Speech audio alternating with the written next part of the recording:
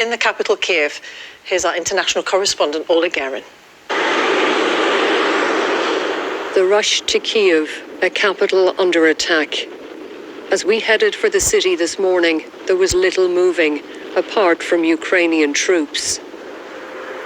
But the Russians are watching from the skies, ready to strike, as they did here, just an hour outside the capital.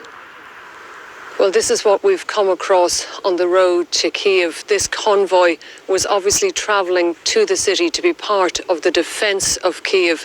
This is an air defence missile system. It was hit yesterday. The smoke is still rising here.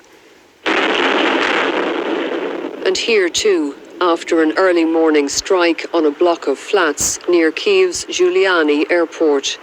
The authorities here say it was a Russian missile strike that killed 2 people. It could have been many more, but plenty of locals had fled or taken cover in shelters. Yuri Shevchuk, who lives nearby, says the West must help Ukraine. I wanted to say for you, for your governments, because that we are in need, urgently in need, as soon as possible, as much as possible. We are in need anti-aircraft missiles, we are in need anti-tank missiles, we need ammunition. Is there any message that you would wish to send to President Putin?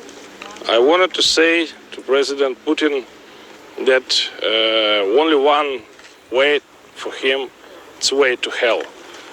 Well, this is what Kyiv woke up to this morning. All of this destruction is in a residential area in a European city. And there is a real sense here now that nowhere in the capital is safe.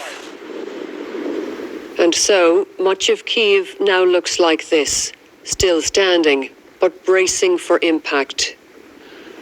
Всім доброго ранку, українці. Ukraine's embattled president, Volodymyr Zelensky, took to the deserted streets, shooting a selfie video to reassure his people. Значить так, я тут. I am here, he said, and we will not lay down our arms. Far from it, we found Ukrainians taking up arms, forming volunteer brigades to defend the city alongside the local police.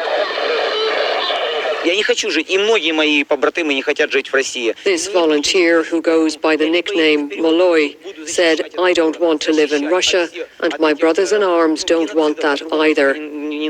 We will defend this city, or I will die. The volunteers are looking for Russian saboteurs, said to be already in the city. Nearby, we met Nino, out walking her dog and venting her fury. We demand an end to the war, she says. We can do it with sanctions. We must isolate the aggressor country. It terrorizes the whole world. With Russian forces at the gates, some are still fleeing the capital. For now, the city remains in Ukrainian hands, but the battle